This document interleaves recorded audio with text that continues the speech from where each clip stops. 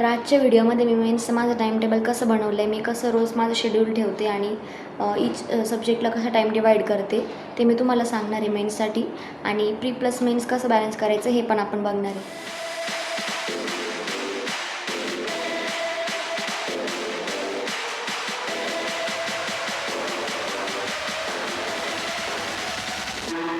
तर सगळ्यात पहिले आता 3 गोष्टी लक्षात ठेवायच्या. त्यातली पहिली गोष्ट म्हणजे की मनातून मेन्सची भीती काढून टाकायची की मेन्सची लेवल एकदम हार्ड येते. हे होतं की काही चॅप्टर मेन्समध्ये ॲड होते, पण आपलं बेसिक जेवढं स्ट्रॉंग असतं प्रिलियम्स लेवलचं त्याच्या फक्त थोडीशी लेवल वाढते त्यामध्ये. असं काही नसतं की मेन्स खूपच अवघड येते आणि प्रॅक्टिसने ते पण आपल्याला सोपं पडतं. त्यानंतर दुसरा पॉईंट असा की स्टुडंटना असं कन्फ्युजन असतं की मेन्स किंवा प्री झाल्यानंतर मेन्स प्रॅक्टिस वाढवण्यासाठी पेड कंटेंट घ्यायला पाहिजे की यूट्यूब कंटेंटच आपण कंटिन्यू करायला पाहिजे. तर मी असं म्हणेन की तुम्हाला असं वाटतं की तुमचं बेसिक अजून इतकं पण स्ट्रॉंग झालेलं नाही, वेळ कमी आहे, तर मग तुम्ही पेड कंटेंट घेऊ शकता. आणि येस ऑफिसर सोडून मला तरी कोणतं पेड कंटेंट बेस्ट वाटत नाही.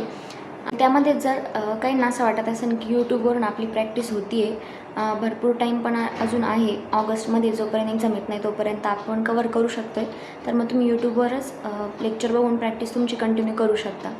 आणि थर्ड पॉईंट आहे जो सगळ्यात जास्त महत्त्वाचा आहे तो असा की मेन्समध्ये आपल्याला फुल स्कोअर करायचा नसतो, फक्त एक कट ऑफ आहे तो आपल्याला रीच करायचा असतो, कट ऑफ क्लिअर करायचा असतो.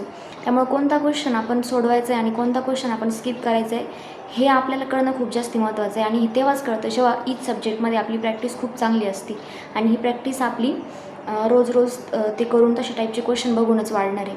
तर मग हे तिन्ही पॉईंट मेन्ससाठी लक्षात ठेवायचे. बाकीचं कंटेंट वगैरे मी तुम्हाला आता पुढे सांगतेच. तर मग सगळ्यात पहिले मी माझं टाईम टेबल सांगते. आता माझं प्रीचं सिलेबस काय, आता मी तर 1 वर्ष मी रिपीट करते आहे, 1 वर्ष झालं आहे कंप्लीट आणि मी फुल टाईम देते याला. तर मग माझ्याकडं वेळ असतो भरपूर. तर मग मी अगोदर माझं सांगते. सकाळी 5-6ला मी असं ठराविक नाही, कधी 5 कधी 6 होतात तेव्हा उठते. त्यानंतर मी सगळ्यात अगोदर क्वांट्सचं मेन्स करते, एखादी मेन्सची मॅरेथॉन. त्यामध्ये DI, arithmetic, speed math, quadratic equation असे सर्व सरांकडून मी करते आणि त्यासोबतच मी प्रॅक्टिस करते. काही क्वेश्चन अजून पण मला जमत नाही किंवा काही जमतात आणि मी व्हिडिओ बघून प्रॅक्टिस करते. PDF गाईडलीची PDF तुम्ही घेऊ शकताय, PDF बंडल येतात किंवा स्मार्ट किडा पण चांगला प्लॅटफॉर्म आहे, तिथून तुम्ही करू शकताय. आणि मला असं वाटतं की बुकमधून प्रॅक्टिस करण्यापेक्षा ज्या मिनी क्विज आहेत प्रत्येक प्लॅटफॉर्मवर मेन्सच्या, त्या क्विजपासूनच तुम्ही प्रॅक्टिस सुरू करा. कारण काय होईल की एकदा बुकची सवय लागली की नंतर तुम्हाला ते मॉकमध्ये स्विच करणं अवघड होईल. त्यापेक्षा अगोदरच सवय तुमची टायमरसोबत लावा. आणि हे मी आता असं करते. मग त्यानंतर मी क्वांटची मॅरेथॉन प्रॅक्टिस ते बघून थोड्या वेळ काही काम असेल त्यावरून, मग नंतर एडिटोरियल, नंतर परफेक्शन आणि मग जास्त हेवी सब्जेक्ट एकामागे एक नाही घेत. त्यानंतर मी इंग्लिशचं परफेक्शन झाल्यावर मग रिझनिंगचं मेन्सचं जे अंकुश लांबा सरांचं मी बघते. मला सगळे येस ऑफिसरचे टीचरच आवडतात आणि त्यांचंच समजतं मला आणि कंटेंट पण मला चांगलं वाटतं, मग मी त्यांचं बघते. तर अंकुश लांबा सरांची पण पझलची व्हिडिओ अर्धा 1 तासामध्ये 2-3 पझल होऊन जातात. काही वेळ जास्त वेळ लागतो. आणि कोणता पण मिसलेनियसचा 1 तासाचा जो 1 शॉर्ट व्हिडिओ असतो त्यांचा तो मी बघते. त्यामध्ये मग machine input output, direction, coded blood relation आणि सगळे जे टॉपिक आहेत ते कवर होऊन जातात. तर मग ते मी बघते. आणि मग नंतर संध्याकाळी मी डेली करंट अफेअर्स हे कधीच मिस करत नाही. आता एप्रिलपासून तर मी कंटिन्यू करतेच आहे, कारण ऑगस्टमध्ये एक्झाम येणार आहे, तर 6 महिन्याच्या आत्ता आपण करायला पाहिजे. मागच्या आपण थोडेफार बघू शकतो. तर मग करंट अफेअर मी संध्याकाळी करते आवरल्यानंतर 1 तासाची. ते मी कुश पांडे सरांची बघते. आणि असं हे मी सोमवार पासून शनिवारपर्यंत रेग्युलर करते. आणि यामध्ये मला सांगायचं राहिलं की 4-5ला दुपारी किंवा मला जेव्हा पण ह्या टायमामधून वेळ भेटेल तेव्हा मी एक प्रीची मॉक नक्की देते. आणि आता पण मी अशी हॅबिट ठेवणार आहे की मी रोज एक प्रीची मॉक देत जाणार आहे, तिचं ॲनालिसिस. आणि वाटलं एखादा सेक्शन वीक जातो आहे, क्वांट किंवा इंग्लिशमध्ये निगेटिव्ह मार्किंग होती आहे, तर ती सेक्शनल टेस्ट मी देत जाणार आहे. कारण यानं काय होईल की आपण मेन्स करतो आहे, पण आपली प्रीची प्रॅक्टिस पण राहिली पाहिजे. कारण प्रीसाठी आपला स्पीड जास्त महत्त्वाचा असतो आणि अटेम्प्ट पण आपल्याला वाढवायचे असते. तर मग प्रीची एक मॉक देत जायची. आणि संडेला मी असं करते की मेन्सची कोणती पण एक सेक्शनल टेस्ट द्यायची, आयदर इंग्लिश, क्वांट, रिझनिंग कोणती पण वाटेल ती. करंट अफेअरची वीकली रिव्हिजन करायची. आणि स्टॅटिक GK, बँकिंग अवेअरनेस आहे, त्याचे जे नोट्स आहेत माझ्याकडं बुक्स आहेत, मी बुक्समधून करते ते, त्यासाठी व्हिडिओ नाही बघत. तर मग ते मी रविवारी ठेवते. आणि वोकॅब आहे, वोकॅबची जी रिव्हिजन आहे, वोकॅब प्रॉडॉजीचं माझ्याकडे बुक आहे निमिषा मॅमचं, तिथून मग मी ती रविवारी रिवाईज करते. आणि सेक्शनल मॉक टेस्ट मेन्सची दिल्यानंतर त्याचं ॲनालिसिस करायचं आणि विकली रिव्हिजन करंट अफेअर्सची. तर मग हे तर सगळं झालं. बाकी संडेच्या दिवशी जास्ती काही सब्जेक्ट घेण्यापेक्षा हेच करायचं, कारण सगळ्याच गोष्टी आपल्याला बॅलन्स करायच्या, त्यामुळं प्रत्येक गोष्ट आपण रोज करू शकणार नाही आहे, हे पण लक्षात ठेवायचं. आणि सगळ्यात महत्त्वाची गोष्ट म्हणजे क्वांट्स, रिझनिंग आणि इंग्लिश ह्या तिन्ही सब्जेक्टमध्ये पीडीएमचे जे तुमचे टॉपिक आहेत त्यामध्ये तुमची स्पीड असणं महत्त्वाचं आहे, फाउंडेशन बेसिक स्ट्रॉंग असणं महत्त्वाचं आहे. मॅथचे जे सगळे कन्वर्जन आहेत, percentage, fraction, tables, square, cube roots जे काही सगळे आहेत त्यामध्ये स्पीड असणं खूप महत्त्वाचं आहे. त्यामुळं ते आधी बेसिक स्ट्रॉंग करून घ्या, कारण मेन्समध्ये गेल्यावर असं होईल की आपल्याला क्वेश्चन समजतो आहे पण काहीतरी बेसिक अंडरस्टँडिंग कमी पडते म्हणून आपण तो पटकन सोडू शकलो नाही. तर मग हे तुमचं बेसिक चांगलं असल्याशिवाय होणार नाही आहे.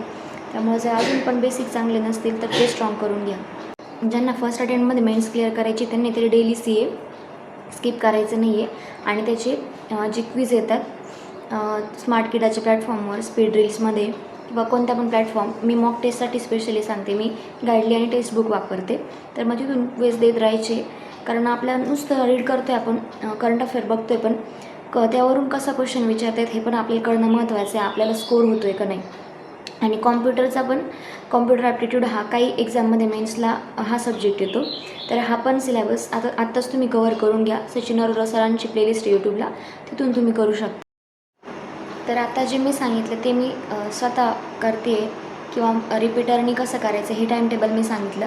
पण तुम्ही जर फ्रेशर असाल किंवा जर तुम्ही कॉलेज स्टुडंट असाल तर त्यासाठी कसं मेन्सची प्रिपरेशन करायची ते आता आपण बघू. तुम्ही जर कॉलेज स्टुडंट असाल तर टाईम चा जो फिक्स स्लॉट आहे तो कधीच ठरवू नका, कारण कुणासाठी कोणता टाईम सुटेबल असू शकतो हे ते स्वतःच ठरवू शकतो आहे. मी सांगू शकत नाही किंवा दुसरं कोणी सांगू शकत नाही तुमचा कोणत्या टाईममध्ये तुम्ही कोणता सब्जेक्ट करायला पाहिजे.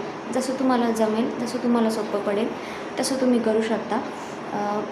आठवड्यातले जे 6 दिवस आहेत रविवार सोडून सोमवार ते शनिवार, कोणते पण 3 दिवस तुम्ही क्वांट आणि इंग्लिश घेऊ शकता, 2 सब्जेक्ट मेन्ससाठी. आणि कोणते पण 3 दिवस रिझनिंग आणि करंट अफेअर्स घेऊ शकता. आणि मग त्याचे एक पझल वगैरे, रिझनिंग घेतलं तर मिसलेनियसचा टॉपिक पण आणि करंट अफेअर्स पण.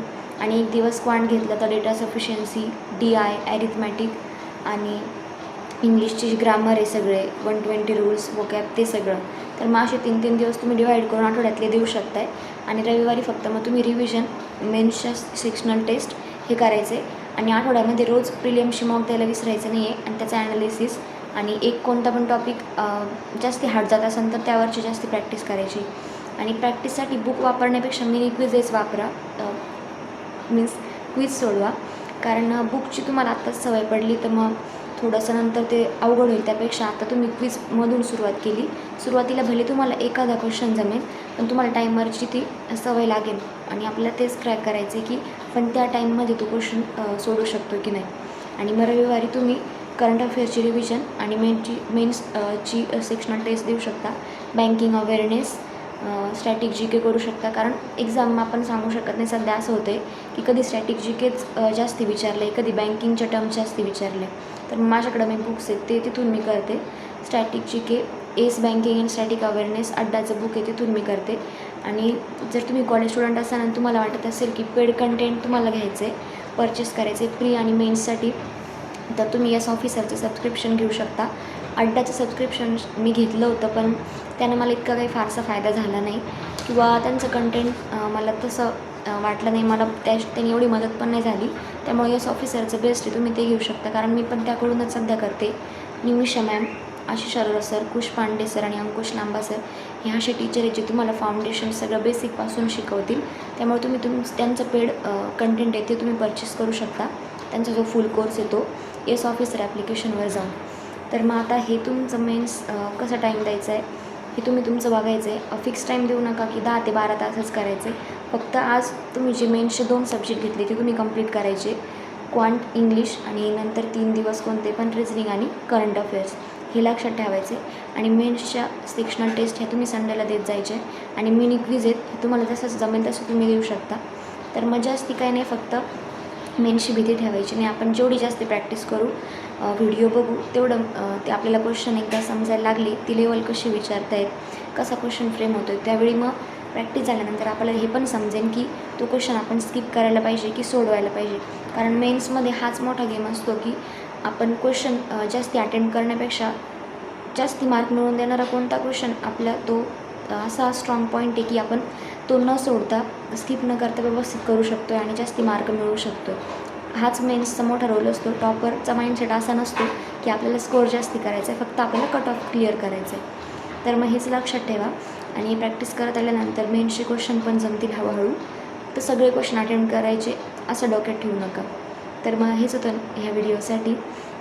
आणि काही तुमचे डाऊट असतील तर तुम्ही विचारू शकताय. पुन्हा एकदा भेटूया अशाच एका व्हिडिओमध्ये.